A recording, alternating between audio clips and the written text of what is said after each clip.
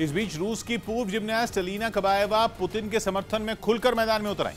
वो मॉस्को में आयोजित एक खेल प्रतियोगिता के उद्घाटन समारोह में शामिल हुई, जहां उन्होंने यूक्रेन युद्ध पर खुलकर पुतिन का समर्थन किया।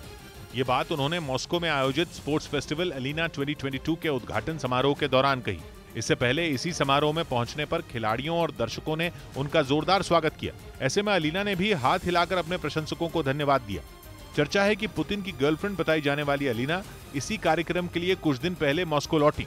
इस मौके पर उन्होंने मीडिया से बात करते हुए यूक्रेन युद्ध का भी जिक्र किया।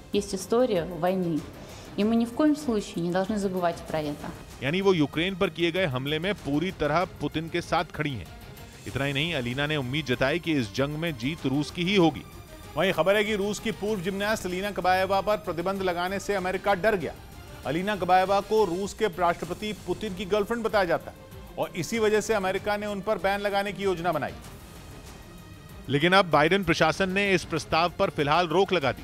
व्हाइट हाउस को डर है कि अलीना पर बैन लगाने से अमेरिका और रूस के संबंध और खराब हो सकते हैं। साथ ही आशंका जताई गई कि रूस इसे पुतिन पर निजी हमला भी मान सकता है। ऐसे में अमेरिका को लगता है कि यूक्रेन जंग के बीच उसका यह कदम आग में घी डालने जैसा होगा और इन्हीं खतरों को भांपते हुए बाइडेन सरकार ने अपने इस प्लान को ठंडे बस्ते में डाल दिया।